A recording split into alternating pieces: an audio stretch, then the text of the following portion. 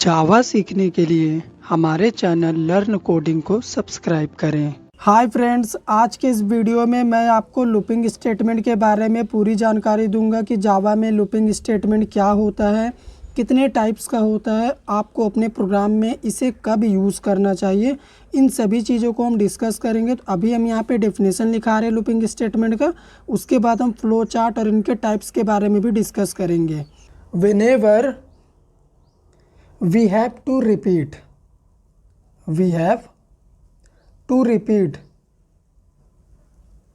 certain statement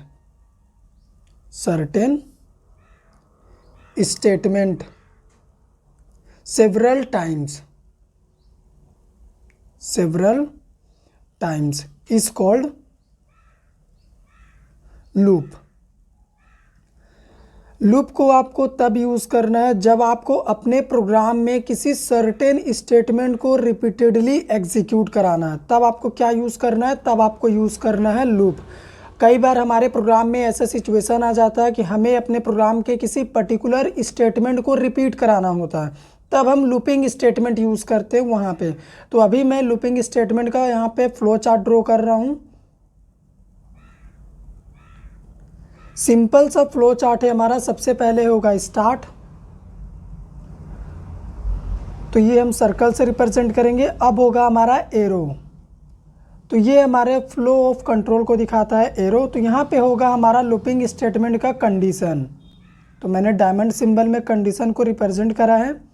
तो इस condition के पास दो सिचुएशन होगा, ट्रू और फॉल्स का। अगर हमारा कंडीशन ट्रू होता है तो यहाँ पे क्या होगा, हमारा लूपिंग का स्टेटमेंट लिखा होगा। जो भी लूप का स्टेटमेंट होगा, वाइल डू वाइल फॉर जो भी लूप होता है उसका स्टेटमेंट ये लिखा होगा। तो कंडीशन ट्रू होने पे एग्जीक्यूट करेगा और फिर से क्या होगा, हमारा कंडीशन चेक करेगा।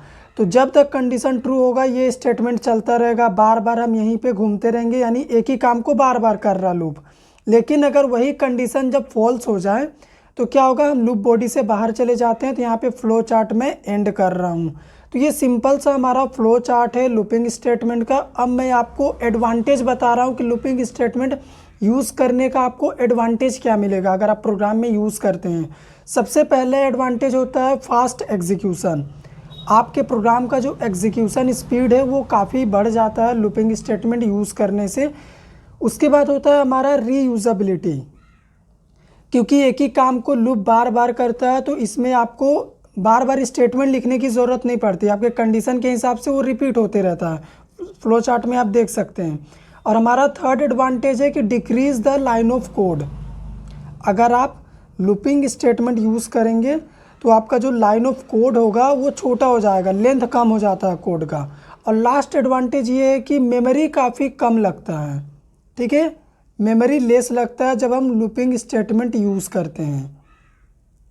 ठीक है, तो ये हमारा हो गया 4 एडवांटेज। अब मैं आपको टाइप बता रहा हूँ कि लूपिंग स्टेटमेंट कितने टाइप का है जावा में।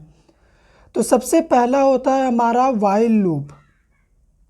ठीक है, ये हमारा फर्स्ट लूप है। सेकंड होता है डू वाइल और third one is for loop.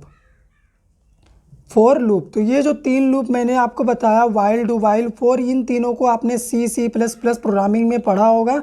लेकिन जावा में एक और लूप होता है जिसे हम कहते हैं फॉर ईच लूप। ये एकदम न्यू लूप है जो जावा में इंट्रोड्यूस किया गया है।